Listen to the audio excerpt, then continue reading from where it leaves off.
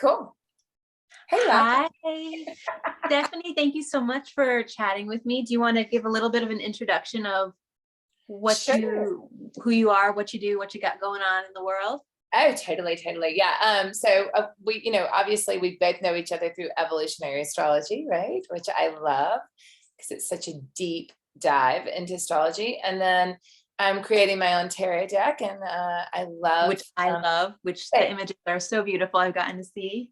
Thank you, love. I'm having so much fun with that, and a tarot reader, and then I do Reiki. And because I just can't ever get enough, I do photography as well, which is on my tarot deck, and a bunch of other things like organic food, and I'm a mother who I just had a sweet boy go through and tell me he loved me, right? I love you too, hon. So that's a little bit about me, and we'll go ahead and bring in a little bit of astrology.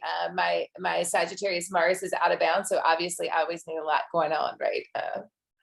Obviously, yeah, that's amazing. And we'll definitely post a link to your website in the blog post so people can follow up with you and reach you. Thank you. And we also share a lot of beliefs and worldviews and ways of interacting with the world that I think are really interesting. So let's talk about life as a mirror. Let's talk about life as a mirror and the place around you being a mirror, because I think it's interesting that you do photography. You've got some kind of eye out there for what needs to be captured, or capturing something in a certain light, in a certain way, and perception, what our eyes are drawn to. And in that, advancing that thought, what we're looking at is always really a mirror of what's going on inside of us. Totally. Also around us and through the stars. Yep. No, totally. I love that, because we just got off a Libra season, and let's just even look right this second Mars just went into Scorpio, but we had that Mars in Libra, still have the Mercury in Libra, right? Yeah, it's fascinating. I don't know that personally I have got that one down yet. You know what I mean? Like, as far as, and I'll say this about me, like I've heard over and over and over again, it makes sense with my chart, that I just need to keep stepping into the unknown. So it's harder for me to see my own patterns. Does that make sense? But I've been told over and over again that I'm not supposed to know them, right? Like that would take the Uranus journey out of it, right? Like the surprise out of it. But at the same time, it is fascinating to go, I guess I'll go here with that. Like, if we're needing something, it's going to show up in other people, right? Like, if there's something that we feel like we need that's outside of us, it's going to show up in other people. The other thing I'm going to say about the mirror too is, just because I think of that as Libra very much, and the seventh house, but I even go into where I find Libra in the chart as where we hide our shadow, right? Yeah. So I love that. I love that for so many reasons, because I know that I've had so many conversations with you that have started with whatever was going on around me, and you kind of corralled it into, but look what you're needing here, look what the lesson is, and then step into that lesson with love. And we've also had this really strong Libra season, meaning that there were a lot of things popping off, a lot of planets going direct, a lot of storylines ending, and possibly new ones beginning. And what I love about this time of year is that we can kind of see like the narrative, the greater narrative and journey going from Libra into Scorpio and into the shadow. I don't necessarily think that shadow is bad. I think shadow is tough to work with, because it's the stuff that we avoid for a reason, or that it's causing something to constellate around us or gravitate towards us, and where we might not always want to show up for that lesson. So those are the points in which we don't want to look in the mirror. But I was actually just this morning reflecting on Scorpio season, and this time of year, tomorrow is Halloween, and I thought, how cool is it that next week is a week between Halloween, Dia de Muertos, / All Souls Day. Next week is really a week about honoring what comes after life, after death.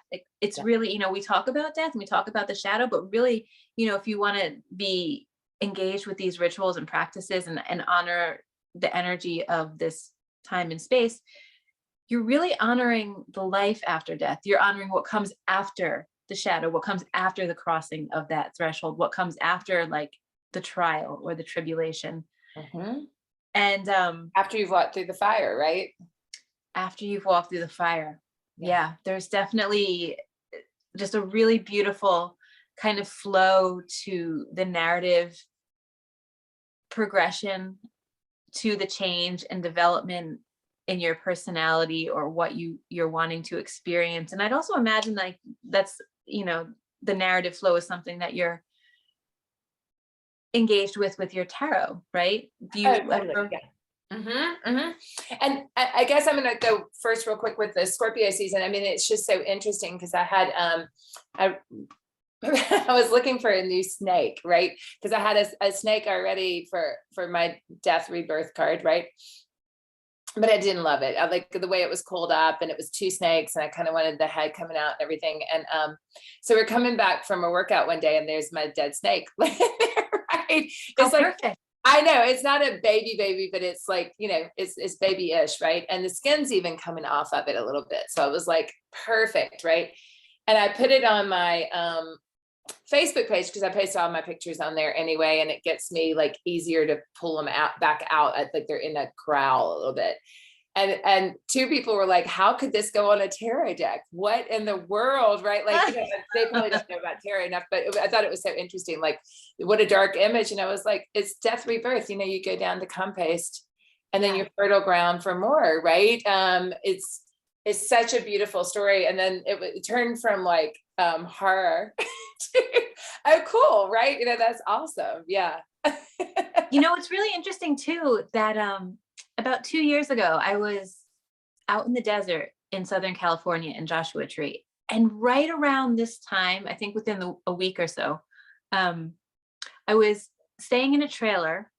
I had like this 1969 Prowler trailer, and I go to step outside, and there was a huge snake right across the doorway. And so I couldn't get back in. And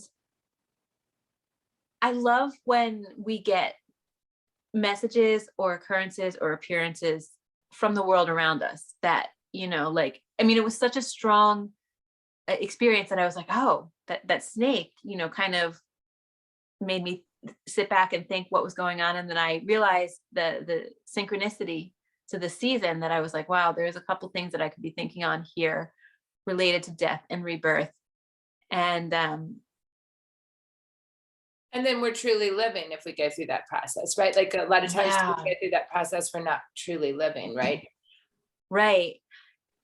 And that's exactly why I asked you to have this conversation with me, because I feel like the power and the joy and the true full experience of embodying astrology and really embodying life is about taking note of these experiences, is about being mindful of where your attention is drawn and what is showing up for you in that field, whatever the mirror is, revealing and holding up for you to see. And oh, I love that. Okay, I love that, because that's a different thought of even a mirror to me, which I just love that you just connected that, because that's kind of my whole life. Like, I had no idea why I just started getting drawn to taking pictures of random stuff every day, right? I am a photographer, but I don't know what, like, it was a passion, and it was like, I don't know what I'm doing with this. It's just, and that's how my life kind of works.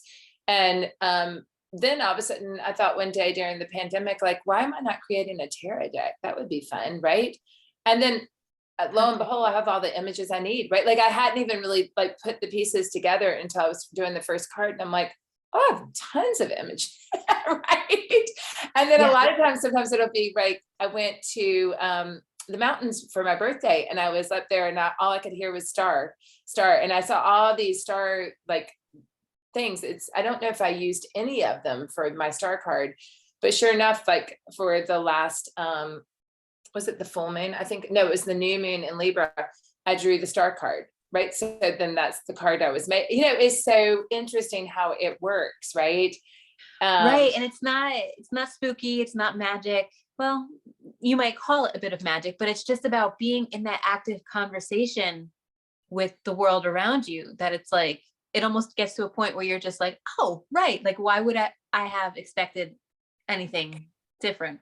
Yeah, and I'm gonna grab something off the fridge real quick too, because I want to read it to you, and it's a good one of everything happens when it's observed, right? Oh, So the magic is like, I mean, yeah, you could say it's always there, but it's not going to be there if you're not looking for it, right? If you right, don't believe in right. it. And magic to me, yeah, you could have a connotation of magic that means something, you know, frightening or whatever. But to me, magic is just, you know, is how you look at the world. Are you looking at the world with imagination and zest, and how much is out there that we, you know, get surprised by, or anyway, you get my thing on, Yeah. like I was talking to somebody on the phone the other day, and there were some triggers going off, and as soon as, and I tend to walk and talk a lot, and I looked down and there's a gray feather, and I was like, be neutral, right? And it's so then, and I know that's how I'm talked to, right? Like, but that, I think my life would be completely different if I didn't believe in magic, right? I agree. So, but hang on, where did that amazing quote come from? Because I love that.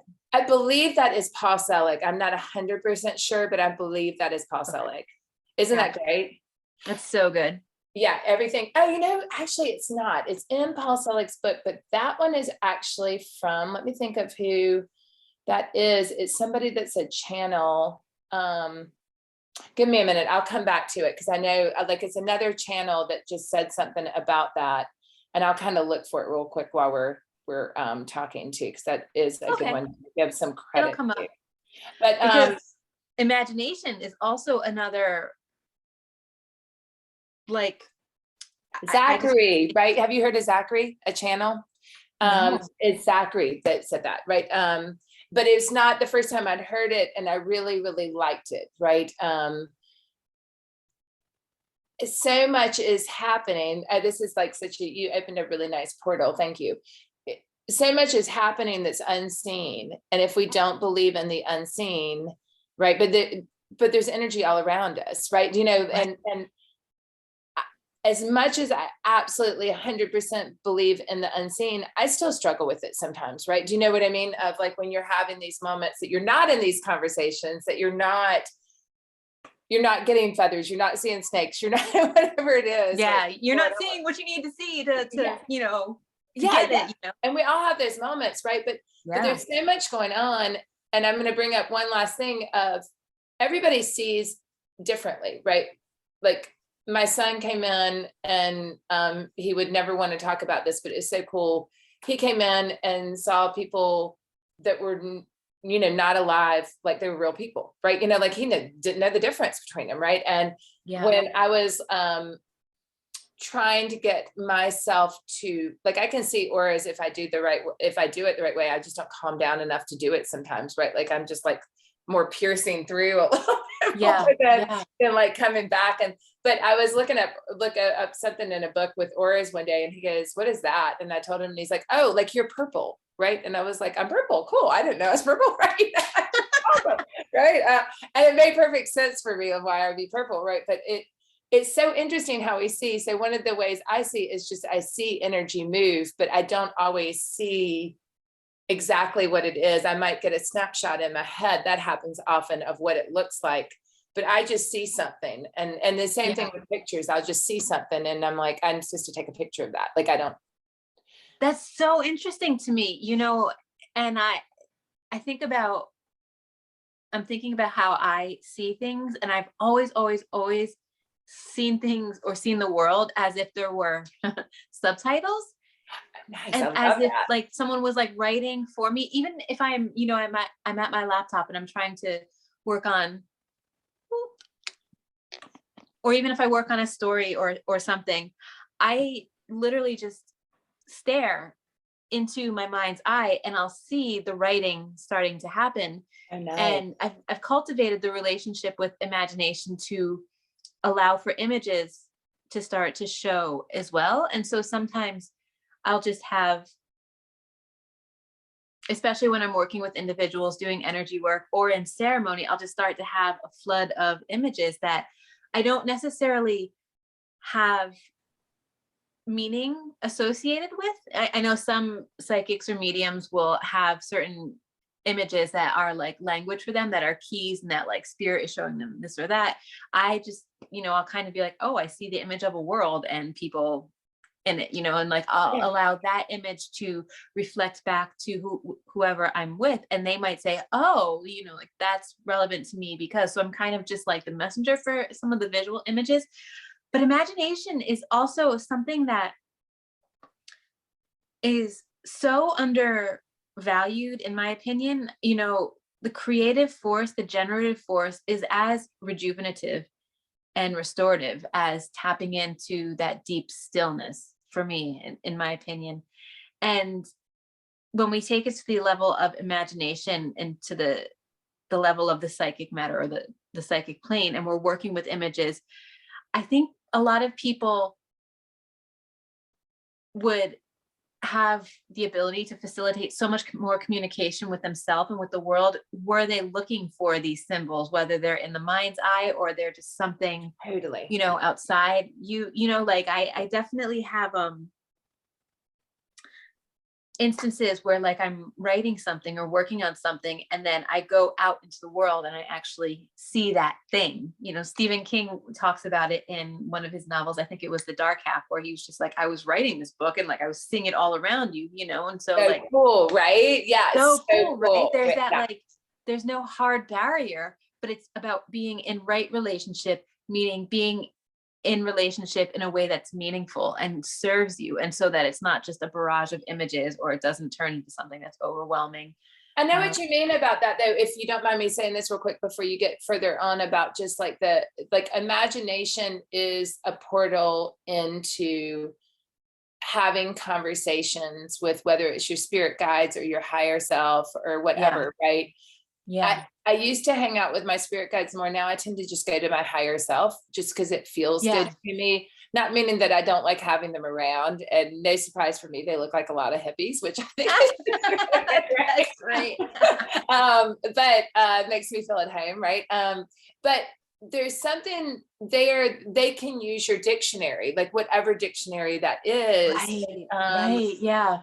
I was doing Reiki, distance Reiki, and that's so different, this with energy work than doing it in person, because things just pop out of your mouth in person, right? And then distance, I usually tend to let people go do their thing. Like if you want to be in a hammock or you want to be in your hot tub, we don't have to be on a screen. We don't have to be on phone. Like, let me just work on you. And then I'll keep up with like my notes on it. But I was like, one day looking outside at my swing, and it's a swing that you can go really super high with. It's from up in the tree. And I was looking at it and I was like, when I'm swinging gunner, I need to like have these shoes on. And I'm like, why am I thinking about this? I'm working out with somebody. And then I was like, oh, he's a runner. He needs new shoes, right? Do you know what I mean? Oh. I have to sometimes kind of figure it out, but it's so interesting, right? Like he needs so interesting. Yeah. a different amount of foam or whatever, cushion in that shoe, right? Like that's like whatever it is not right. That's and he so resonated interesting, with it, right? Yeah. But they can pull in there whatever that is, right? However you work. And that's the cool thing. Like, that's why imagination can be a portal, because the more you play in that realm, the more open you are to everything, right? Yeah. I love when you phrase it like that, because it really is a portal. And in psychosynthesis, the founder has been quoted as saying that, we have the will, and, for us, we also add the archetypal language. We have Mars, but without the imagination, we're really not able to fulfill the greatest potential. So like, for example, you can say, I'm going to do this. You can have the drive, I'm going to do this. But unless you're able to imagine yourself in that situation. And unless you're able to imagine whatever potentiality or possibility, you know, like you're not going to be able to step fully into that vision. I love that. Right. Right. Okay. So if you're looking around and all you're seeing, and we'll call in on Saturn on this one too, not that Saturn is really this, but like, if you're playing with like the lower end of Saturn, it could be right. Like oh, this is all I get on Earth. Right. Like, and that's it. That's the limit. That's my ceiling. Right. Then, and you're only looking at the scene, that's how that's going to go. And then we all know that that's the case. Like, you know, athletes, and I'm not good at this, but you know, like somebody's a high jumper and this has been the highest that anybody's ever jumped. And then somebody comes along and then everybody breaks it, right? Because they know that it can be done. So it's interesting to think of how we can do that on our own. And I wanted to say, I had something else I wanted to say there, but I lost it. But I do want to say this. So the other day, and I do distance Reiki and all that, and I believe in all this stuff and everything, but it's still interesting where our mind can't go or whatever. And I was reading Paul Selig, one of my favorites, right? And he channels some guides, and the guides were saying, and they're called the guides, but I absolutely love where they go with everything. They were like, well, yeah, you can't travel right now with your body, right? But you can travel with your energy. And it was like, in 2 seconds, I was like, oh, that's so cool. Because there is this thing where, as you know, you're not going to invade on somebody. Like, it's not cool to come in and like, see, like, like I need to ask you if you want Reiki, right? I need to ask you. And then I need to even go beyond that. For me personally, I like always ask the higher self for that person, right? But like, if you want to just send somebody a little spark of love, you can go visiting, right? And it was so much fun. It took like 2 seconds. And I was like, why did I never think of this? Like, I have a girl right now, a friend of mine that's going into rehab, and she's not going to have a phone for a month. And I'm like, guess what? Right? Like, I'm going to visit you. Yeah. Isn't that fun? And it's that's so good. Yeah. Right. Like, so and it was cute too, because it was like, the way that I picture this, and this is like going to be different for everybody, but I think of my higher self sitting like right above, right? And so it's almost like it connects right down into my third eye. And so I just pictured this spark of light right above my head, and then just traveling with it. So one of the people lived 2 hours away. So I pictured driving down some of the roads and right up into the house, and right, and then a big, how you might greet people like when you're feeling really good, like, hi, right? Like you're just like all in it. And it was so much fun. And it made you feel so good, right? I love that because, while we also kind of lump in or add Leo, that archetype, to the Leo and the sun as the generative force, imagination, I'm also hearing so much of Neptune. Yes, there. Right. I love Neptune. Right. And that I always think I should be a Neptunian photographer. I mean, astrologer. I love it. Right. Like, it's like, aren't you already though? Like, that's I mean, in a way, yeah, right. Because like, okay, so where we've met our limitations, Pluto, if we look at where we have illusion, Pisces or Neptune, we've got a lot of answers right there, right? Does that make sense? Right, absolutely. And it's a little bit easier of a journey, right? Like, it's a more graceful journey, because you're trying to just, let me not say the word trying, you're asking for higher levels of consciousness versus like, oh, let me walk through that fire. Now, you're still going to have to walk through the fire, but maybe it's more graceful, right? Maybe it doesn't burn so much, right? Right.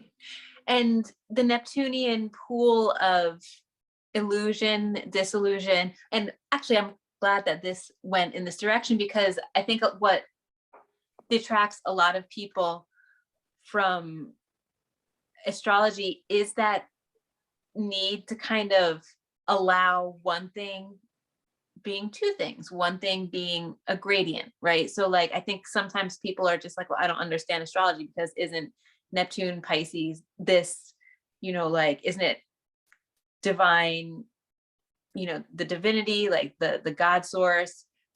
But other people say, oh, well, it's like that maybe addiction or that complete loss of self, like why is it two things? Kind of like an imagination, right? Like you can kind of get lost in it and not tell reality from what is being imagined. But I am so grateful for our teacher, Sabrina, and Yeah. she, in the way that she's allowed us to cultivate our own relationship, our own meaning of the archetypes and application of them. But I also think it's part of a larger sort of autonomous, know yourself, self-knowledge kind of way of interacting with this magical type thinking, because you have to know it's never just one thing or the other. It's kind of a gradient, and you have to know when to apply. Never. And let's go to the tarot again on that real quick. I have certain clients that come in that do like monthly or, every 3 weeks or whatever. And once in a while, and you can't help your human self, because you love these people, you get like the cards and you're like, what happened? Right. And I'm always amazed that it's never what Stephanie thinks. Like I looked at it Right. and I can go, oh my gosh. Right. Which is not how, funny enough, it's not really how I feel about it ever. I just want so well for other people. It's hard not to have that reaction sometimes. And I'm amazed at something that could look not so great when you read it, when you let yourself go in and read it from your higher perspective, from your higher self's perspective, and let yourself be a channel. You're like, wow, these cards are saying something completely different than what I saw in the beginning, right? Everything's nuanced, everything's possible. And I have had times where I'm like, I've never had this reading on this card. How interesting, right? And that's the same, I think, with the chart. I mean, it's so personal to each person, right? Yeah. And what you're seeing at a certain time is a reflection of your own energies, of the energies around. But going back to that perception, maybe at a certain time you took a certain interpretation because that's where the lesson and that's how you needed to engage. That's where all of that was. And then later on, you're a different person. Yeah, you get those cards or you read a chart at a different time, different things are going to come up because what is that? I think it's called Chronos, right? And actually I know it's called Chronos. And I wanted to study that for a little bit because I thought that would be really interesting. Like it's that timing of when to do a chart read, when to tell people things. Oh, you know what I mean? But I feel like there's a natural thing of that if you ask to be a channel, right? Do you know what I mean? If you ask like I never ever do a read from Stephanie's perspective. Like again, like since I do a lot of, since we have been in the pandemic a lot over the past 2 years, like I still do a lot of distance, even though people are getting together. Some of these days I still do a lot of distance. So if I'm sitting there by myself and see cards, I might have a different reaction because like I can jump back into Stephanie. I'm not, like in the middle of it. Right. But I don't ever do a read that way, right? You know what I mean? It's a momentary thing. And then I'm like, okay, back in, right? Right. Because there's nothing ever bad or good, right? There just is. We're all on a journey and it's a fantastic journey. And we're just the messengers. You're also kind of making me think of the chart itself and addressing the angle that maybe sometimes people are just uncomfortable or just not aligned with the chart telling them who they are or telling them what what's going to happen in their life. And I don't know how you change a relationship like that. Well, I was going to say something about that too, like, which is interesting because like, yes, I had, okay, let me give you an example. And this is not something that my Libra self is super, super comfortable with, but it was something I needed to experience. I had a lady come in one time for a read and she basically just wanted me to like present magic to her. Does that make sense? Without any totally whatsoever.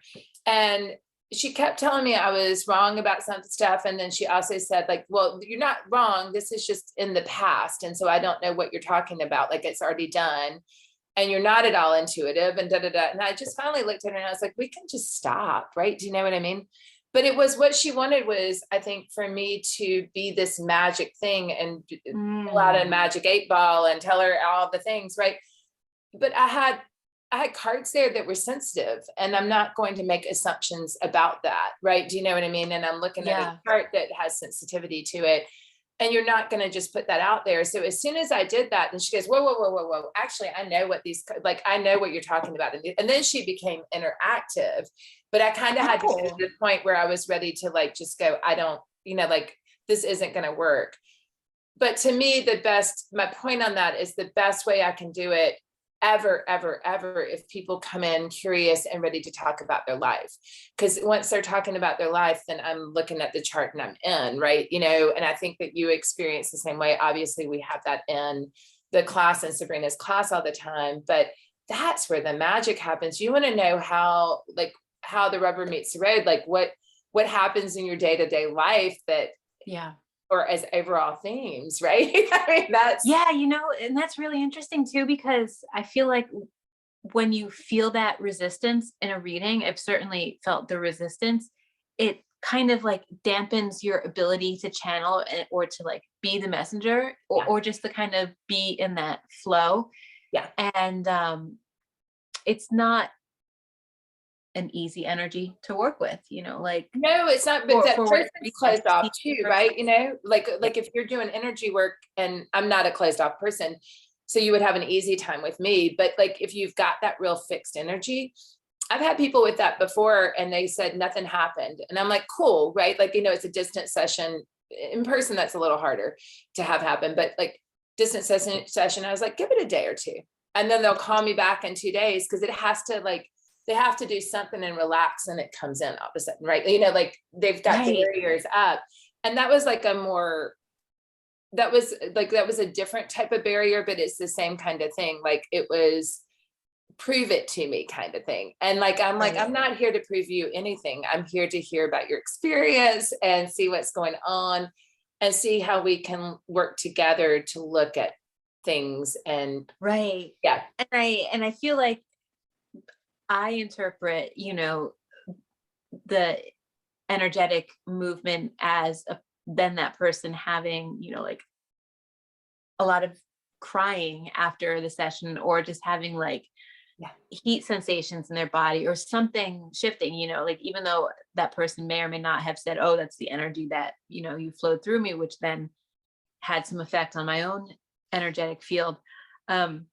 I just think it's really interesting too, because part of what I like to do and part of what I want to do is normalize the engagement of energy, but also normalize these different experiences and states of experiencing so that people are more conversant with it. And it's not, oh, it's, like spooky or creepy or not real. And, we've got a little bit more time, maybe like 2 more months in that Sagittarius South Node, the Gemini North Node, and then we're going to go to that Taurus North Node, Scorpio as the South Node. And I really feel like it's like a really nice shift out of old materialistic, dogmatic beliefs into something new.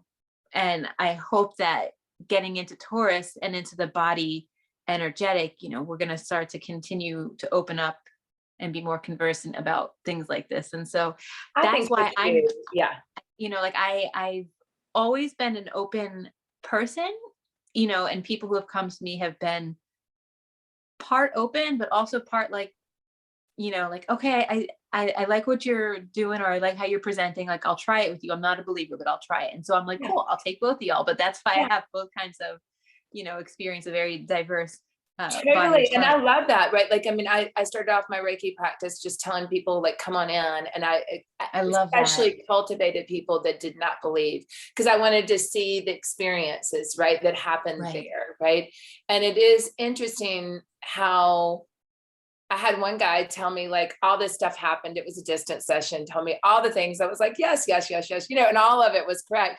And then he spent the rest of the time writing how it couldn't have happened. Right. Like, so he like, it's so fascinating. Right. But it's like, none of it really matters, because I think in the end, people still get the energy they need. They may call it something else. And I feel like we're moving into this time frame where there's going to be a much bigger belief in this, because hospitals, whatever they're called at that time, maybe they're called something other than hospitals, and they don't have fluorescent lights and all that kind of stuff, right? But whatever we're using at the time, the science and the quantum science are going to work together, right? Because You Yeah. cannot solve a problem at the frequency it was created. You have got to go to a higher level, right? Right. Yeah. Right. Which is fantastic. Sorry, I hope I didn't interrupt. I just wanted to No, I'm just that. I was like, come yes. forward, come forward. So I think we'll be able to believe in more, which is going to be so expansive, right? I mean, Yeah. And it'll just allow for more freedom, more peace, more healing. You know, the past year or two have been pretty rough, you know, and I think that if we can get back to collectively, you know, experiencing some stuff that's pretty good, you know, maybe that would be fantastic. I was going to go on a little bit of a thing real quick on that too, because I think that the more, you know, those of us that actually, I mean, we have no idea how all this is going to turn out, right? You know, like there's no way to know that. And we certainly are standing at an interesting point right now, right? Where you see that things need to change and it takes all of us, right? But one thing I really think is that love is such a big factor in that. And so the more that we can, I'm just going to say be love, right? You know, just be love. We don't have to fix anything. There is no fixing it anyway, right? We don't have to do anything. We just are love, right? The more that it changes, which to me is easier to be love when you believe in magic, right? Then when you believe in what your inside's telling you, when you go in and feel like all the resource, like back to Taurus North Node next year, the resourcefulness inside, right? Then there's a different magic there than if we think that, and we were talking about this earlier today, like that you need to extract something from somewhere because you don't have it within you, which is never the truth, right? You know, we have everything we need. Yes, we want to be around other people, but there's a difference when you want to be around other people or you need something from them, right? You know, and then you're able to bring, just be love and be love and be fulfilled.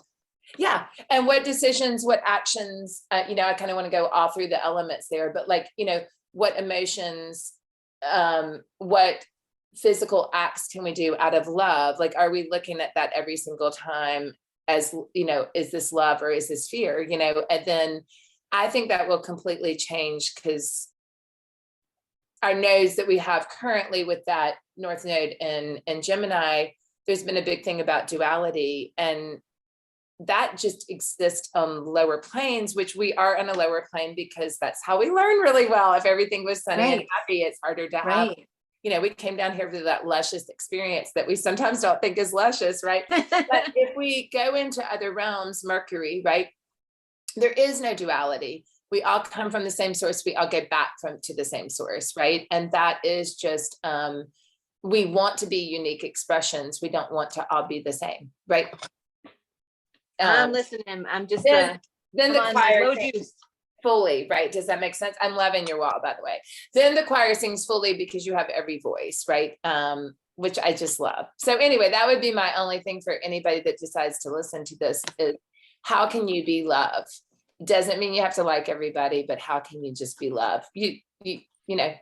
I feel like we end so many of our conversations at that point, right? Like just be love. Yeah, right. Yeah, right. And it's actually not hard because it makes your whole, I mean, I know you know this from your work, it makes your whole energy lighter. Yeah. And I will definitely say that at those moments where I'm the most like, whoa, yeah, right. I go, just be love. And then how can I laugh at this situation? And then I think of you. Right. And then I'm like, and then I wind up laughing at myself. Like, why was I so serious? Like, what, you know, like it might take a little bit of a shakedown, but sometimes the anger that I get in reaction to something becomes so silly that I laugh at it. And then I'm like, oh, somewhere underneath here is love. And this is just something I'm working through. I love it because laughter lets it in, right? You know, like that's right. It's the laughter that breaks the ice, that it's just like, oh, Yeah, I'm feeling all your Sagittarius, right? Like the laugh, right? As soon as you laugh, then everything gets okay. And I've had that so many times this year because I think those of us that study this stuff are serious, right? Like we're serious. We're not messing around when somebody comes in and wants some guidance, right? Like it's a real deal.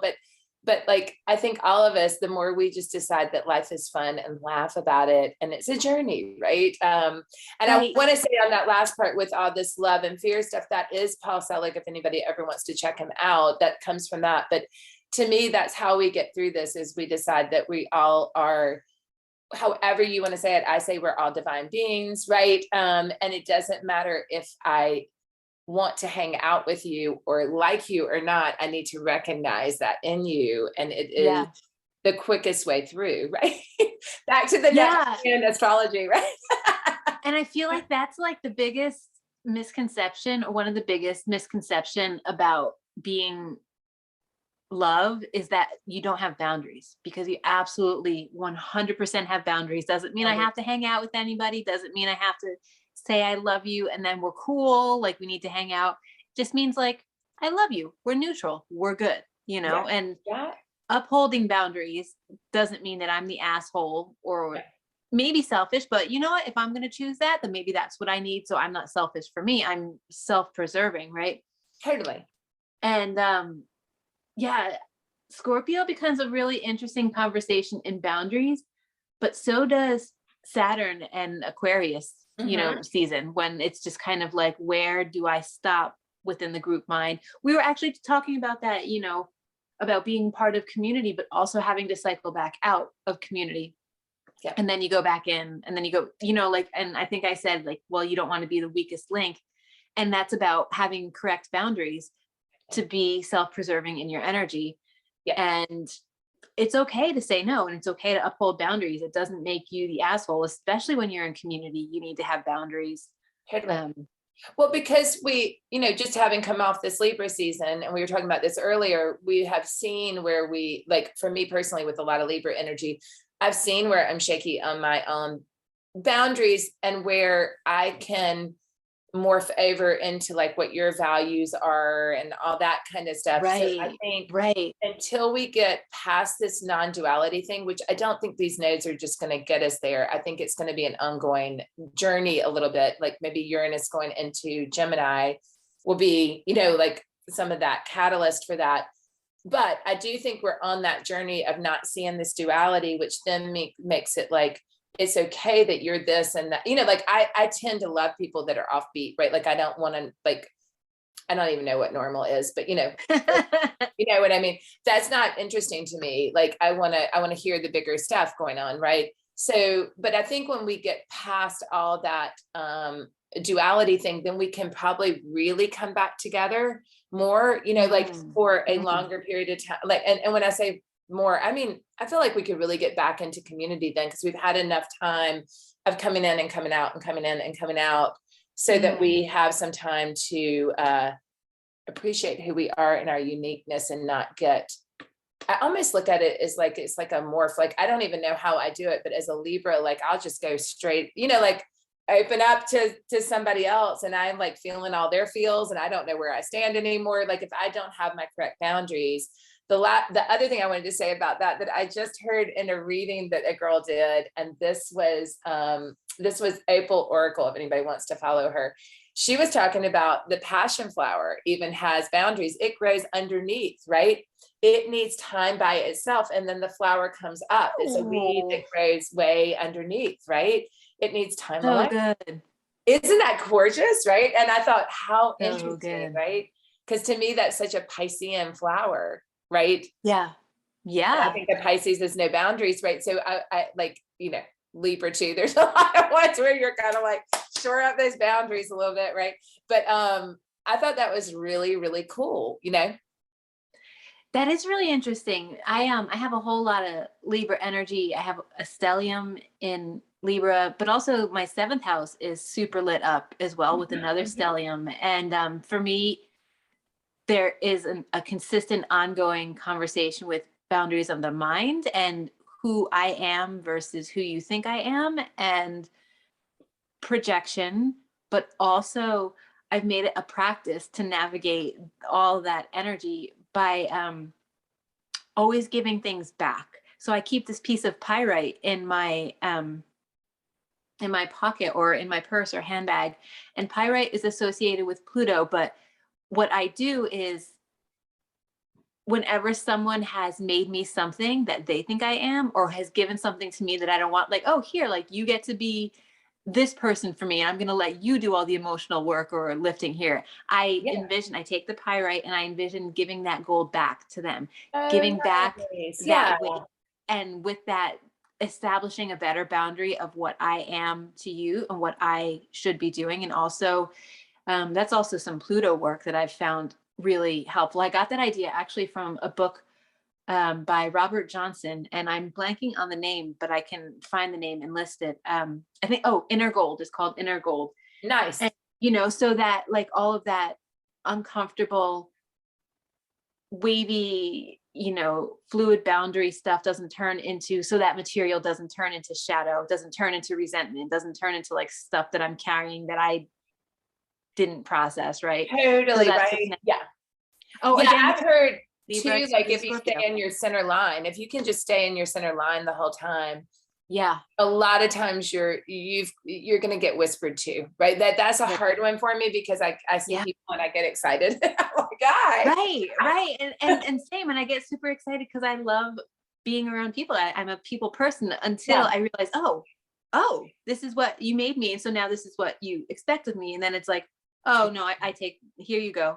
Give that back. That beautiful Libra, Scorpio, kind of progression. And what if we were all a little bit more of a badass, right? Do you know what I mean? Like we just, I think that's huge. It's something we were talking about earlier of like, if we understood, like, okay, so do you mind if I really cuss? Is that okay? Go for it. Okay. Like, I've told some of my friends during this time frame, I'm like, call me if you need a reminder of who the fuck you are, right? Like, and I will tell you who the fuck you are, right? Because we go down, and to me, it almost is like putting some veil on and going, under, but like, it's like, why do we make ourselves small, right? Right. And if we badass stuff, I mean, we can, you're not going to not be kind or something. It's just, that you really stand in your values. You really, you're fun, you're laughing, right? Like, it's a little bit of like, I don't know, some Aries and Taurus is what I'm feeling right this minute, with some maybe Scorpio thrown in. Funky. Yeah, right. It's just fun, right? So and maybe Sagittarius, because Sagittarius is so fun. But anyway, it's like, why aren't we more of a badass, right? Why do we, if you believe, which I do, that we're just down here learning, why is it not more?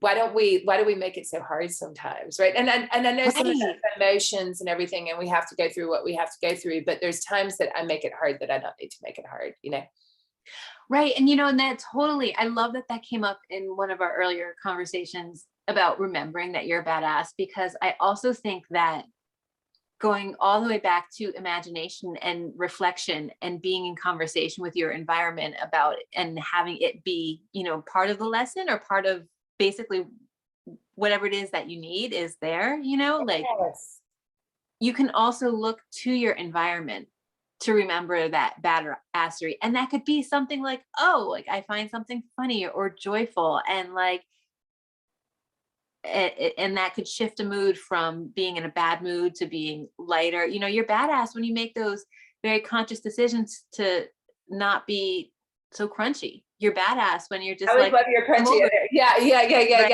I had to throw crunchy in. I love that one. And then we're talking about crunchy. Okay, this is from Abraham Hicks, but I just have always loved this, right? Like, that we're always creating, and you're exactly right. Our environment looks exactly as like we're reflecting to it, right? It's a reflection of us, right? Is a better way to put it. But I think that I'm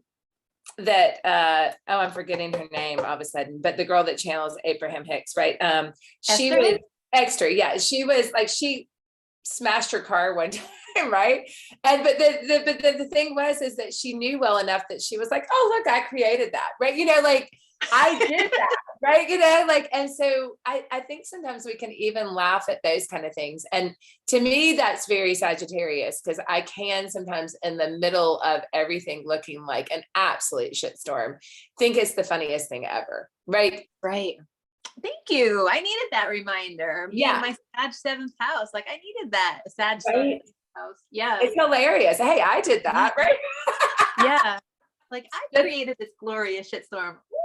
Woohoo! I know, just to show that we're creators is how they say it, which I'm Right. like, yeah, right. And Right. And we are that active agent in our environment. And you know, and I just want to acknowledge too that like, yeah, there's some really awful things that happen to us that we can thank you for fall doing that. into, Yeah. you know, and Yeah. not trying to make light of that and not trying to say that we create those shitty situations.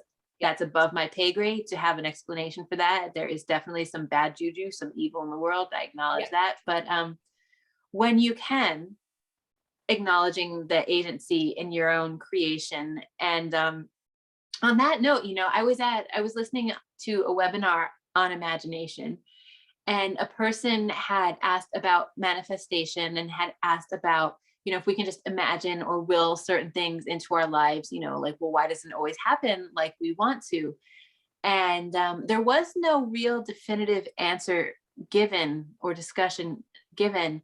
But I do want to say, though, I think it's really important to have a worldview that supports what you're working with and what is happening for you. And for me, that, you know, can be reflected in the astrological chart. You know, so like, for example, if I'm trying to manifest, like, I don't know, like $1 million and it's not happening for me, you know, like I can look to the chart to see some considerations around money, around wealth, around power, and around maybe even worth. And I can start to unpack the story there, because when I'm so attached to the imagination as a form of ego, and I'm so attached to that specific result, because all the things out there to say, you know, if you're manifesting, get really specific, you know. But if I'm kind of like putting like a notice on the creative agency, it's kind of like, nope, that's the human in it. Just like the people that you were working with, like that's the human in it. You got to take it out. It's like, if I Totally, need, right. Well, and yeah, for me personally, and I think everybody's different on this. So I'm not a manifestation expert or anything, but for me personally, I cannot be specific. And I've been told that in reads before, but I already knew it, right? Like I can't, because then it's not going to allow enough of what of that surprise and unknown to come in. Like I go more with right, what is already, yep. yeah. Yeah. And everybody's going to do that differently. And I think it's like, how does it feel in your body? Right. It is a big indicator. I mean, I keep thinking that I have another quote on my fridge right now, and it's actually just from Jerry Garcia, right? Like, is it going to be fun? Right. And this is the cutest thing ever. As a Leo, he would like, you know, the manager would be like, we're going to go to New York and do a show there. Is it going to be fun? Right. You know, like, I mean, like, what if we went around like that? And I'm not saying that, again, it's not like to make life fun. And I want to go back and say, yeah, there's a lot of stuff that goes on that we'll want to heal from, but that's not meaning that's ever your fault or that you ever created that or anything like that. There's a lot of stuff like that, but on the stuff that's not like that, like, you know, like, how does this feel in my body? Is it fun to feel this in my body? Is it not? Are these thoughts I'm thinking fun, or are they not fun? Right. You know, I have it on my fridge in all caps because I'm like, is this going to be fun? Right. And so is that manifestation, does that feel fun? Right. Or does it feel like work? Right. How can you do it where it doesn't feel like work? Right. That's so interesting, you know, because I am thinking about manifesting, and you know, I have to say that, like, with this stuff that I put the call out for, you know, if it shows up super easy, like, yeah, then it does feel fun. But if I put the call out for something and it doesn't feel fun and it doesn't happen and I don't get what I perceive I need, then it kind of adds to, like, there's like a layer of like, fuck, like, you know, Yeah. like, Right. Yeah. Yeah. Totally. and that just keeps me down in that lower, in that lack. Yeah. in that fear, because I fear that if I don't have this, then I won't be happy, or I won't have what I need, you know? So there's definitely a direct Scorpio season, right? Yeah. No, all of a sudden that made me think I keep going.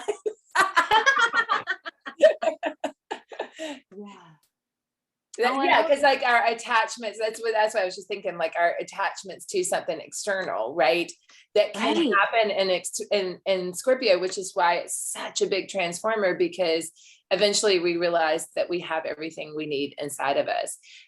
Again, we're always going to need human contact, but I've been thinking a lot during Scorpio, the lead up to Scorpio season, right? With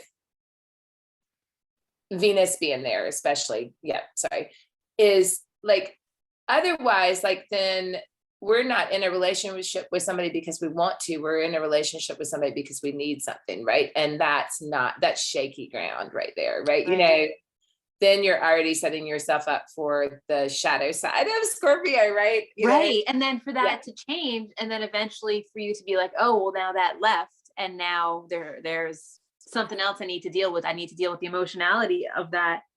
And I'm just looking at some of my notes, because I was working on doing a writing prompt post earlier. But yeah, Mercury and Mars conjunct at some point in November as well. And I feel like that's going to be interesting in Scorpio season. I'm sitting here looking at the degrees, because all of a sudden Mercury's up to 20 degrees, which I don't know why I didn't see that coming, right? Like it's getting on up there in Libra. Yeah. Well, and just Mars in Scorpio is going to be, I mean, it's really comfortable in Scorpio. It's the traditional ruler. It's, and this was from Sabrina. So this comes so completely from Sabrina, but I love it. And I really felt with that full moon in Aries, a severing of some things, right?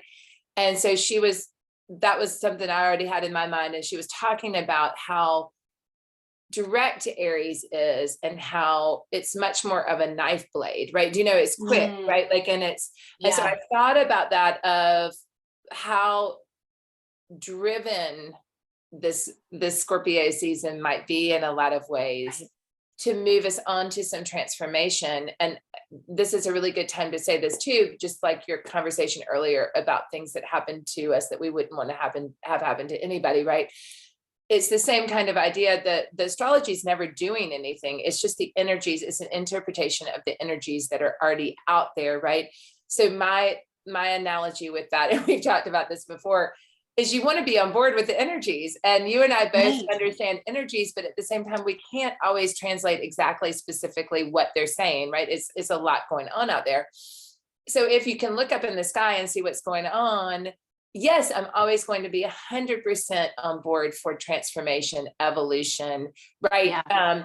And I also know if it's the Pluto transit, it's going to take a long time. And so that's good things to know, because my joke with the Pluto transits are, I would like to be somewhere in the car, not dragging the gravel, because I know I'm going anyway, right? And they put me, even if I have to be in the trunk with some air holes, I'm better there than in the gravel.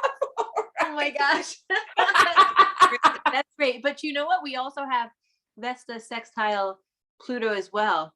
Nice. So I feel like that's a nice little balm, a little bit, just, you know, like I envision you in the trunk, like, I'm a healer. I'm laughing at it, you know, like, I'm doing this. If this is part of the journey, like, I'm just doing this. Give me some air holes, you know. Like. Right. Yeah. I mean, it depends how we look at it. I mean, I was going through something one time, and I was like, this is intense. And the lady I was seeing at the time as a medium was saying, yeah, it is intense, but you're just getting stripped, which is great. It's like a hurricane and you're getting stripped, right? And so you don't even have to get rid of this stuff anymore, right?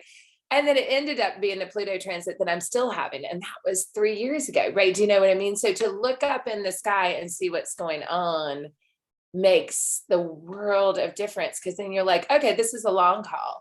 And I don't have to get so excited in this moment. I can stay calmer and reserve my energy. I'm thinking about the workout I did this morning, and I went all in at the beginning, and I was tighter at the end, right? Like you can like just kind of pace yourself. Yeah, you know, and I feel like you temper your emotionality. You're just like, yeah, I love that.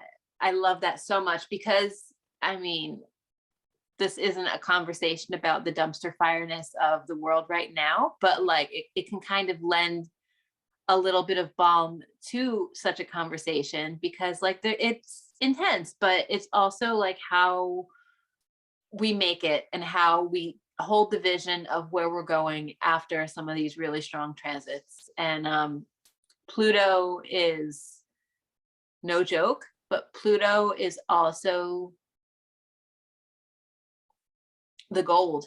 It is the absolute gold. You know, I put on a post today, and this was Saturn squared the sun, but it made me even, well, it's Scorpio, so that's why it made me think of Pluto too, is I put on there like as a hashtag, shine on you crazy diamond, because it just made me think of that, right? Like, because the diamond's underneath, right? Like you gotta go down to get it, right? And you gotta apply the pressure Yep. to create that diamond. Saturn, yep. Yeah, and it's not on the surface, right? Is it? No. So good. And then you just you mine for your diamonds and you be love, and you just be love. Laugh it out and be love. It's extremely huge evolution at this time, I believe personally, but at the same time, we're going to such beautiful places, and places we really needed to go to that we weren't going to do until the energy presented itself in a way that we can't do anything but, right? Right. So good. I'm gonna sit with that and let that land. It feels like the perfect end to this conversation, and it's so hopeful and positive. Sagittarius.